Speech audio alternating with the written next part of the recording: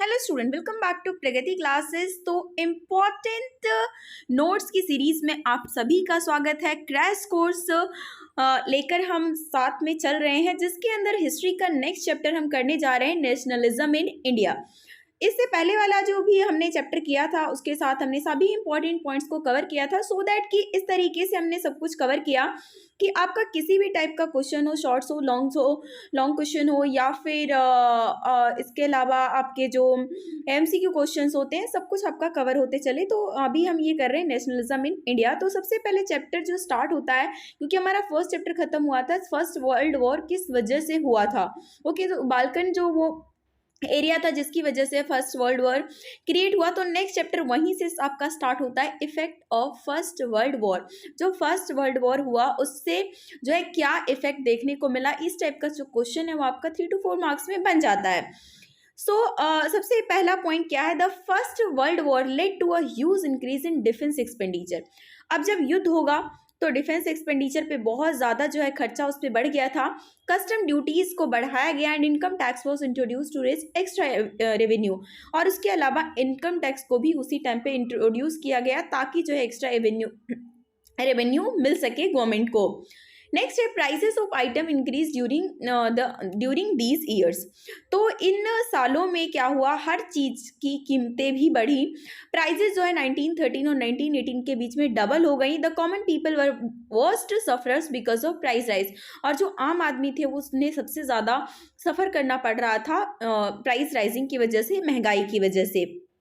Next है forced recruitment of rural people in the army was another cause of widespread anger among people। इसके अलावा rural area के लोगों को ज़बरदस्ती रिक्रूटमेंट दिया जा रहा था आर्मी के अंदर, जिसकी वजह से भी लोगों में काफ़ी ज़्यादा गुस्सा था। Crop failure in many parts of India resulted in acute shortage of food, और प्रॉब्लम ये हुई कि उसी टाइम पे फसल भी ख़राब हो गई, जिसकी वजह से खाने पीने की सामानों की काफ़ी कमी हो गई। इन्फ्लुएंजा एपिडेमिक भी इस समस्या को और ज़्यादा बढ़ा दिया। अकॉर्डिंग टू 1921 सेंसस, 1921 के सेंसस के अनुसार 12 से 13 मिलियन लोग सिर्फ और सिर्फ जो है इस सूखे और इस एपिडेमिक की वजह से मर गए थे। ठीक है ना, तो एक बहुत बड़ी जो चीज़ है यहाँ से निकल कर आती है कि फर्स्ट वर्ल्ड वॉर के बाद कौन कौन से इफेक्ट देखने को मिले थे। तो आपको ये सारे पॉइंट अपने माइंड में रखने होंगे।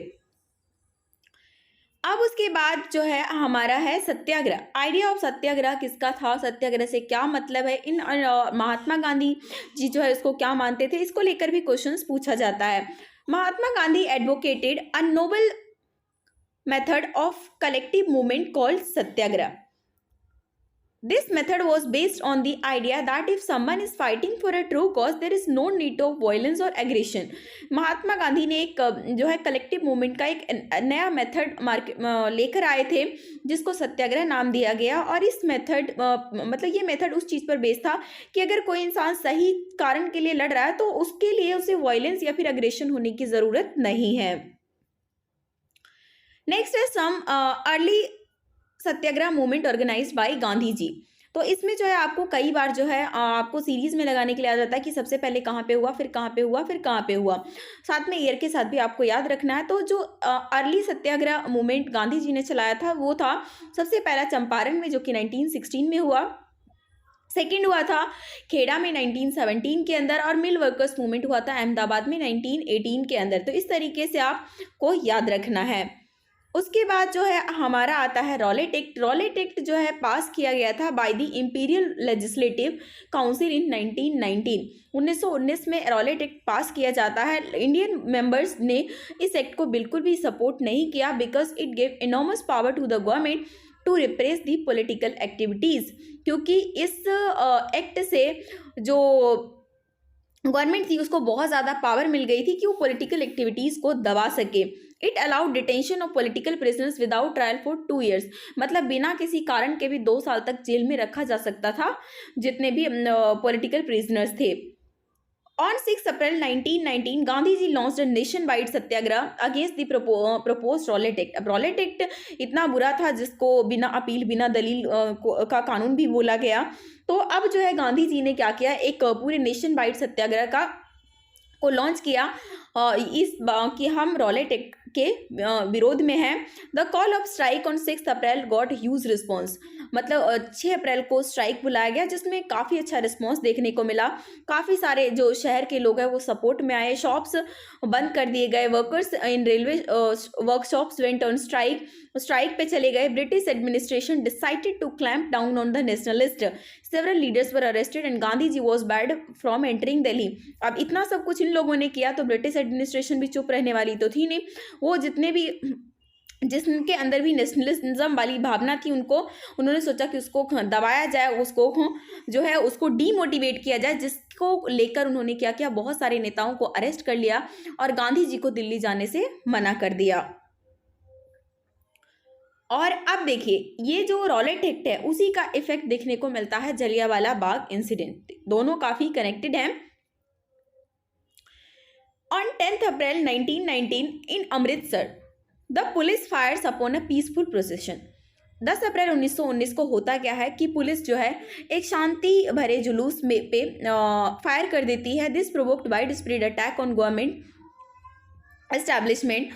Martial law was imposed in Amritsar and the command of the area was given to General Dyer. अब जो होता क्या है कि ये गवर्नमेंट एस्टेब्लिशमेंट पर काफ़ी ज़्यादा लोग अटैक करने लगते हैं। मार्शल उसके पश्चात क्या किया जाता है, अमृतसर में मार्शल लॉ को है लागू कर दिया जाता है और जो पूरा कमांड है वो जनरल डायर जो है के नाम के इंसान को दे दिया जाता है। The Jallianwala Bagh मैसेक्रे took place on 13 अप्रैल 1919। जलियांवाला बाग हत्याकांड कब होता है? 13 अप्रैल 1919 को। ये सारा कांड तो आपको पता है, ये 10 अप्रैल का है।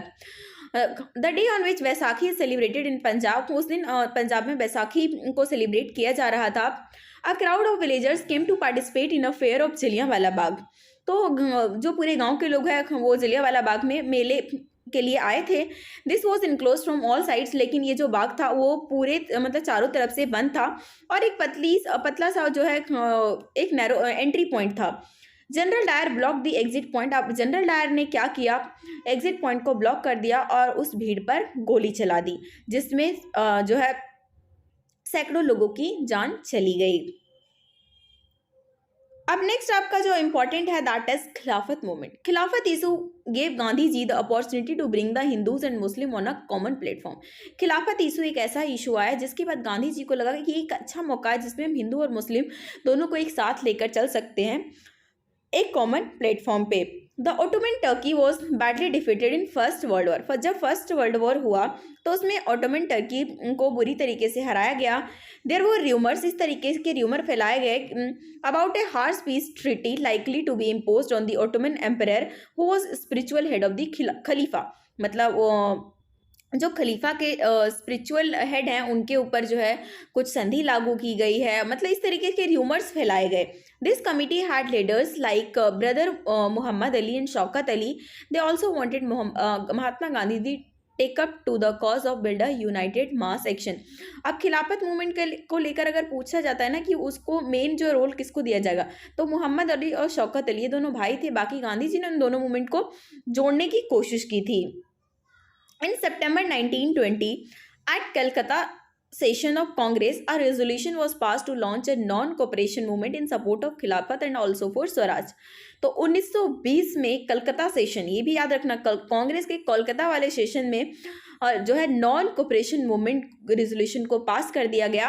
किसको सपोर्ट करते हुए? खिलाफत को सपोर्ट करते हुए और स्वराज, दोनों चीज़ें जो है swaraj related to like Hinduism, Khilafat related to Muslim, तो दोनों को मिलाकर जो है ये नॉन कोऑपरेशन मूवमेंट को लागू किया गया था। अब बात करते हैं नॉन कोऑपरेशन मूवमेंट के बारे में। After a lot of debates the non cooperation movement was adopted by the Congress during the Nagpur conference. अभी देखिए उस टाइम पे, अभी हमने क्या पढ़ा था कि उस टाइम पे क्या होता है, रेजोल्यूशन को पास किया जाता है, लेकिन रेजोल्यूशन को पास होने के बाद उसको अडॉप्ट कब किया गया ये भी आपको याद रखना है। दोनों चीज़ें में काफ़ी स्टूडेंट कन्फ्यूज हो जाते हैं। तो non cooperation movement was adopted by the Congress during the Nagpur conference in December 1920। तो वो नागपुर सेशन में जो है उसको अडॉप्ट किया गया था। Under Mahatma Gandhi leadership non cooperation Khilafat movement began in full force. पूरी तरीके से जो है पूरा पुरजोर तरीके से वो मूवमेंट शुरू हुआ। In his famous book Hind Swaraj Mahatma Gandhi declare that British rule was established in India with the cooperation of Indians. एक फेमस बुक है हिंद स्वराज महात्मा गांधी जी की, जिसमें उन्होंने ये कहा कि ब्रिटिश रूल एस्टैब्लिश इंडिया में इसलिए हुआ क्योंकि इंडियन लोगों ने कॉपरेट किया, उसको उसका साथ दिया।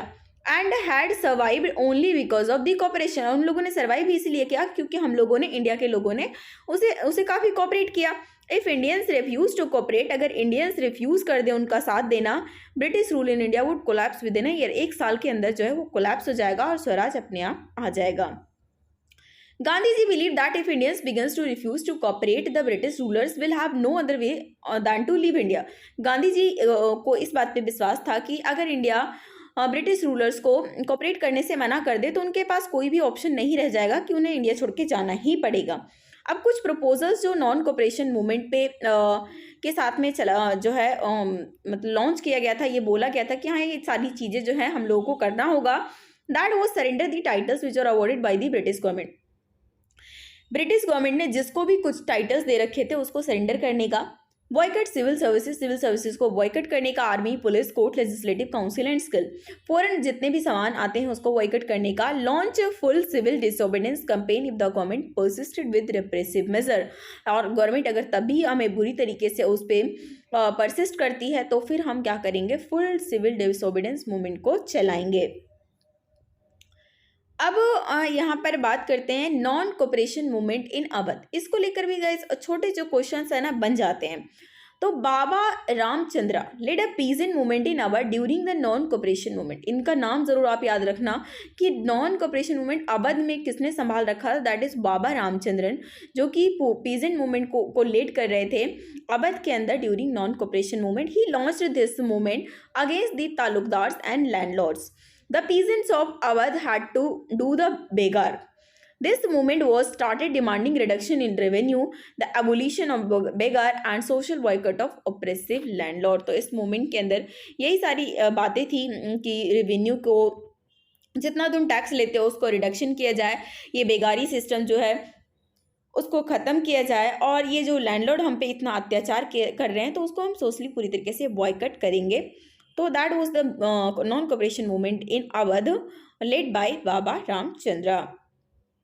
अब बात आती है कि नॉन कोऑपरेशन मूवमेंट इतना अच्छा चल रहा था लेकिन उसको विड्रॉ कर लिया जाता है। ठीक है, इस पे भी क्वेश्चंस आपके बनते हैं, क्यों विड्रॉ कर लिया, उसके पीछे क्या रीज़न था और कब विड्रॉ हुआ।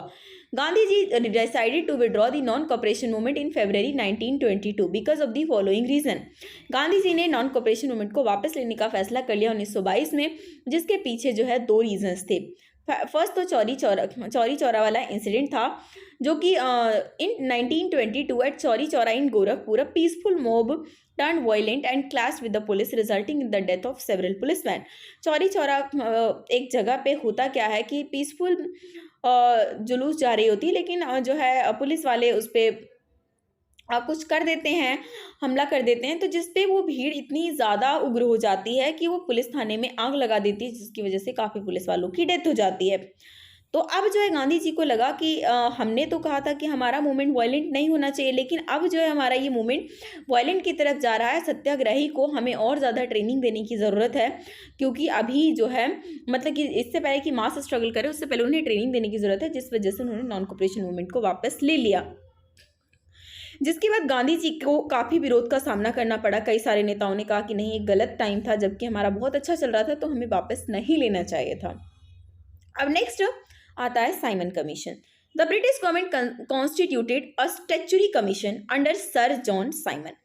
अब ब्रिटिश गवर्नमेंट ने क्या किया, एक स्टैच्यूटरी कमीशन को कॉन्स्टिट्यूट किया, किसके अंडर सर जॉन साइमन के लीडरशिप में। The commission was made to look into the functioning of constitutional system in India. इस कमीशन को इसलिए बनाया गया ताकि यहाँ पे जो जितने भी कॉन्स्टिट्यूशनल सिस्टम है वो किस तरीके से काम कर रहा है उसको देखने के लिए, और उसमें अगर कोई चेंज होना है तो उसको सजेस्ट भी करे। लेकिन प्रॉब्लम ये था कि सारे के सारे मेंबर्स जो है कमीशन के अंदर ब्रिटिश थे, तो इंडियन लीडर्स ने इसको बुरी तरीके से अपोज किया, उसका विरोध किया। Simon commission arrived in India in 1928। Simon commission जो है इंडिया में आया कब था, 1928 के अंदर। It was greeted with the slogan go back Simon. और इसका वेलकम किस तरीके से किया गया कि साइमन तुम वापस चले जाओ, साइमन हमको नहीं चाहिए। All parties join the protest, सारी की सारी पार्टीज ने इस प्रोटेस्ट में ज्वाइन किया। In October 1929 Lord Irwin announced a vague offer of dominion status for India but its timing was not specified. He also offer to hold a round table conference to discuss the future constitution. तो Simon commission जो है India के अंदर 1928 में आया था, जिसमें लोगों ने तुरंत ही बोला साइमन कमीशन वापस जाओ। क्यों? क्योंकि उसमें कोई भी मेंबर इंडियंस नहीं थे।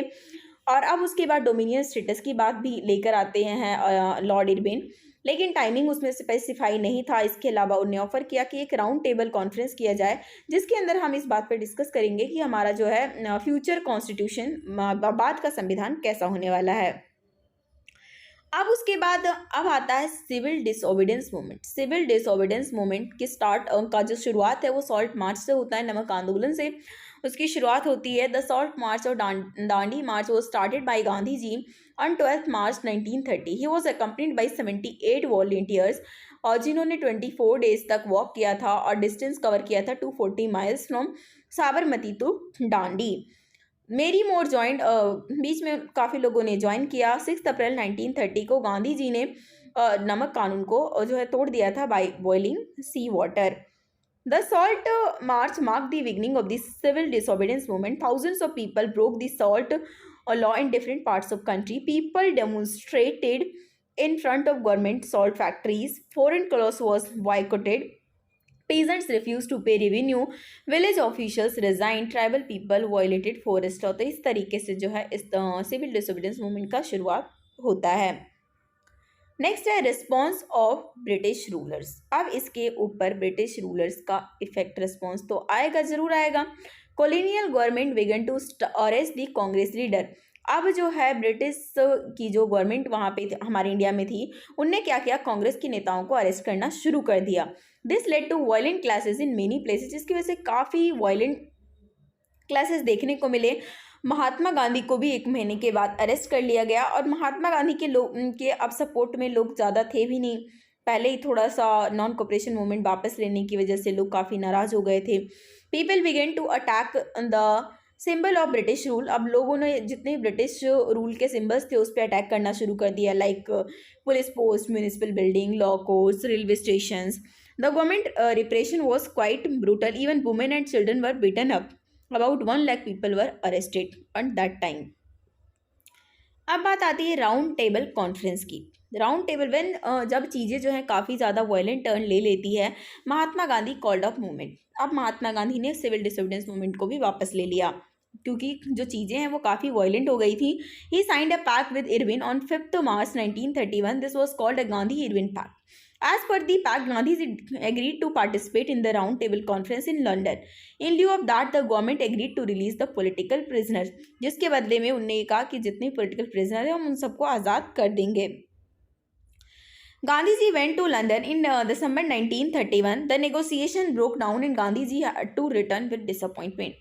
अब जितने भी उनके बीच में नेगोशिएशंस थी वो भी कुछ भी मतलब क्लियर नहीं हुआ, और गांधी जी को पूरे डिसअपॉइंटमेंट के साथ वापस आना पड़ा।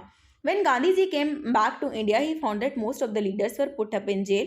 जब गांधी जी वापस आते हैं तो देखते हैं कि ज़्यादातर लीडर जो है जेल में हैं। कांग्रेस को इलीगल डिक्लेयर किया जा चुका है। Many measures were taken to prevent meetings, demonstration and boycotts. बहुत सारे मेजर्स ऐसे लिए गए हैं जिसकी वजह से ना तो हम मीटिंग कर सकते हैं, ना जुलूस ले सकते हैं, ना ही चीज़ों को बॉयकट कर सकते हैं। महात्मा गांधी ने दोबारा से लॉन्च किया सिविल डिसोबीडियंस मूवमेंट बाई 1938। जो है मूवमेंट जो है अपना मोमेंटम ही लूज कर दिया, क्योंकि अब लोग जो है उतना ज़्यादा इंटरेस्ट नहीं ले पा रहे थे। Limits of civil disobedience. Doctor Bhimrao Ambedkar who organise the Dalits into depressed class association clash with Mahatma Gandhi. Doctor Bhimrao Ambedkar की जो है क्लैश हो जाता है महात्मा गांधी जी के साथ at the second round table conference by demanding separate electorates for Dalits. अब भीमराव अंबेडकर ने ये डिमांड कर दिया कि हमें जो है दलित्स के लोगों के लिए सेपरेट इलेक्ट्रोड्स चाहिए। The Poona pact of September 1932 gave the depressed class, later to be known as scheduled caste, reserved seat in provincial and central legislative council After the decline of non-cooperation Khilafat movement, Muslim felt alienated from the Congress due to which the relation between Hindu and Muslim warmed. जब non cooperation और खिलाफत movement decline हो गया, गिर गया या वापस ले लिया गया, मुस्लिम लोगों को लगा कि हमें जो है कांग्रेस से अलग हो जाना चाहिए और उन लोग और जिसकी वजह से हिंदू और मुस्लिम्स के बीच के जो रिलेशंस है वो काफ़ी ख़राब हो गए। अब उसी टाइम पे Mohammad Ali Jinnah was willing to give up the demand for separate electorates if Muslim were assured reserved seat in the Central Assembly and representation in proportion to the population in the Muslim dominated provinces. Mohammad Ali Jinnah जो अपनी जो demand थे separate electorates को उसको give up करने के लिए तैयार थे अगर मुस्लिम को वो सारी सीटें रिजर्व की जाए कि सेंट्रल असेंबली के अंदर उनके पॉपुलेशन के रेशो में। In the 20th century identity of India came to the visually associated with the image of Bharat माता। ये है आपका एक छोटा सा पॉइंट लेकिन बहुत ही इंपॉर्टेंट। 20th सेंचुरी में इंडिया की आइडेंटिटी एक विजुअली एसोसिएशन के साथ आया with the image of Bharat Mata. Bankim Chandra Chattopadhyay created the image and in 1870s he wrote Vande Mataram as a hymn to the motherland. Okay, next है Abanindranath Tagore painted his famous image of Bharat Mata portrayed as an aesthetic figure.